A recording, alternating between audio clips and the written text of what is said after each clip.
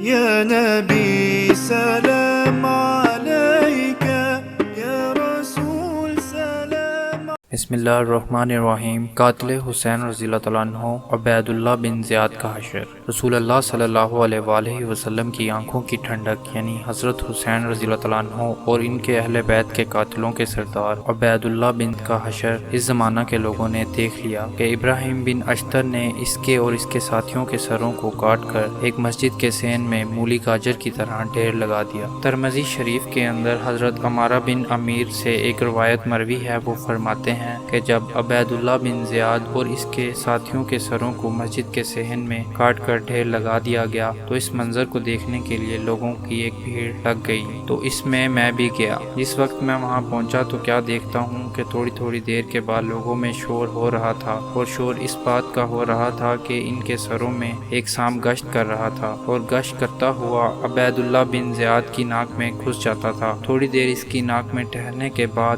پھر نکل کر غائب ہو جاتا تھا، پھر تھوڑی دیر کے بعد آ کر اس کی ناک میں گھستا تھا۔ میں نے اپنی آنکھوں سے یہ منظر مسلسل 2-3 مرتبہ دیکھا۔ جس نے اللہ تعالیٰ کے ولی کے ساتھ عداوت کی، اس کا یہ حشر دنیا میں بھی لوگوں نے دیکھ لیا۔ اب آخرت میں کیا ہوگا وہ اللہ کو زیادہ معلوم ہے۔ مزید اچھی ویڈیوز کے لیے ہمارے چینل کو سبسکرائب کریں۔ السلام علیکم۔